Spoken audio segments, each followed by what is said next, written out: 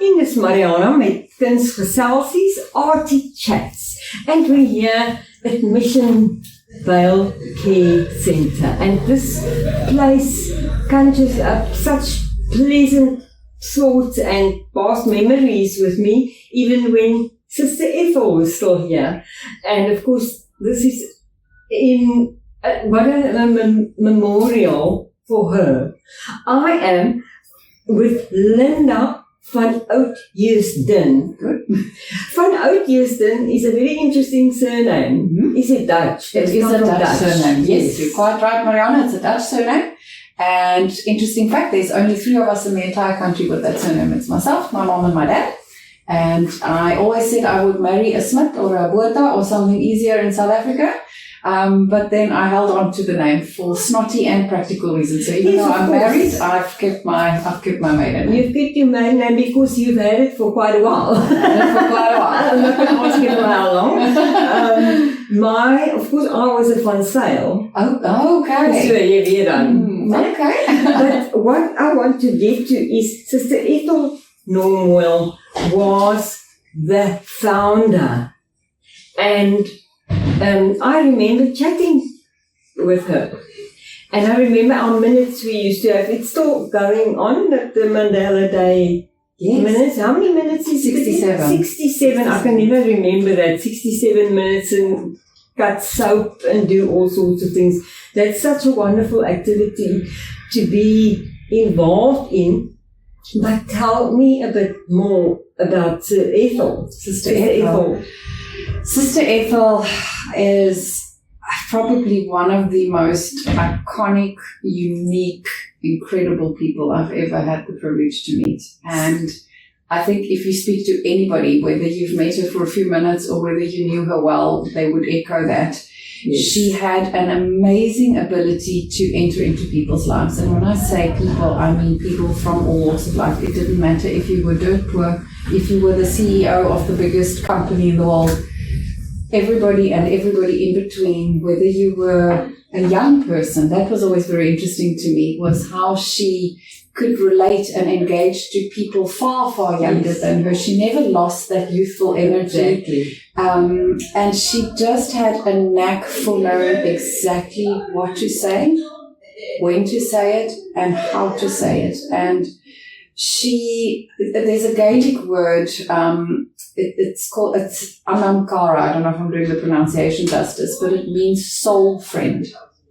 So if you ask me what was she to me, we began as colleagues, I suppose, working together in an organization that she began, but she became my soul friend, and I'm not the only one. I think almost everybody that crossed paths with her felt this deep connection. Absolutely. Yeah. I agree with you 100%. I echo everything you say. She had that special, she was led by God. She was. Truly she was. And of course she was here for more than 3 decades. Right. And she actually left, and not shortly after did she pass away. So it was time for her to go, and God took her home. But she had she left such an indelible,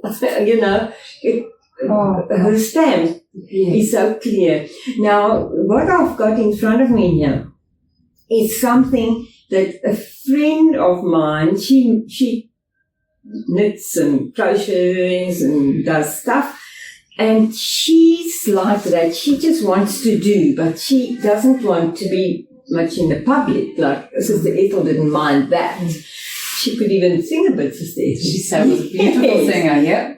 But she just wants to do with her hands, and she made these, and she asked me. She's got this bag full now ready for, giving away. And immediately I thought Missionvale, and I thought Linda. Because she is also her name is Rose de Bruin. She's out of in another province at the moment because of family issues. But she is just an amazing person. as well. At heart, she made this, and obviously she'll see our interview and she'll know that we spoke about her. So this is with her love.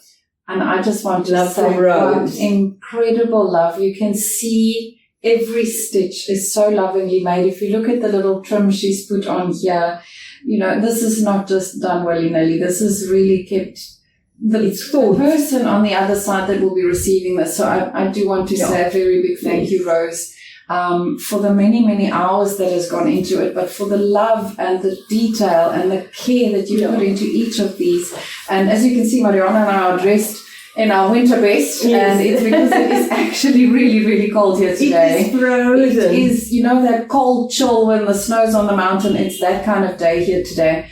And, most of us know that heat escapes through your head. So these beans bring such comfort. But I will tell you something else for anybody that's watching.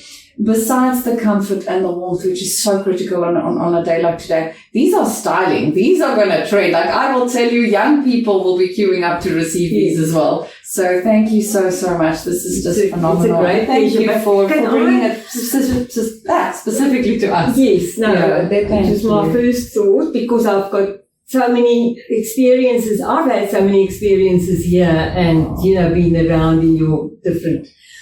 But I want to know, how did it begin for you at Missionvale? I'm going to give you the nutshell version. I had lived in the city since 1995, and I don't think anybody's lived here without knowing who Sister Ethel is. So I've heard about this woman. And actually through an American friend of mine who was involved here, the American friend said, you should go check it out. And that is literally the short version is I came, they gave me a tour of the place.